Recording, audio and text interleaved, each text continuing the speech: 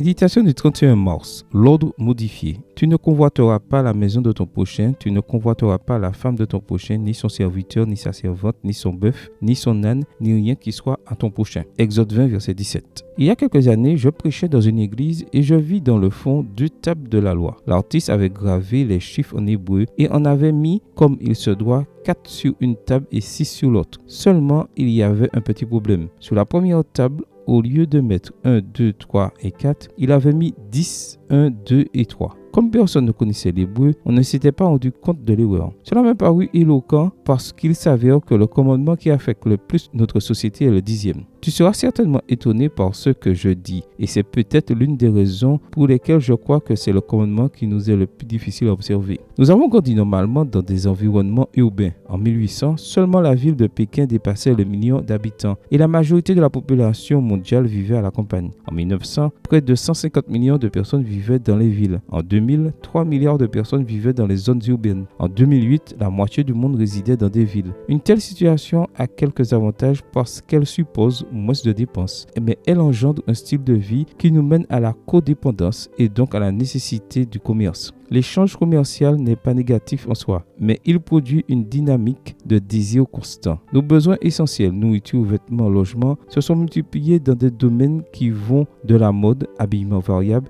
à la décoration, logement variable, et au délicatessen, alimentation variable. Pour que le changement constant se produise, le commerce crée le concept de désir. Nous vivons dans le monde du temporel et du désirable. Le désir exorbitant est une tendance mondiale. L'habit à la mode et il ne change plus seulement chaque saison. Le gadget à la mode et les innovations sont constantes. La voiture à la mode, auparavant à carburant fossile, maintenant électrique. Tant de choses que l'interrupteur du désir est en fonctionnement constant. Je pense que nous devons y mettre fin et revenir à la grandeur de ce qui est simple. Il est vrai que moins, c'est plus. Surtout quand moins implique une meilleure vision de nous-mêmes. Peut-être devons-nous sortir un moment de la ville, laisser le téléphone à la maison et redécouvrir un paysage naturel. Peut-être en revenant à nos origines, apparaîtront des désirs plus sains, ceux qui nous éloignent des choses et nous approchent des gens. Amen. Bonne journée à toi et que le Seigneur te bénisse.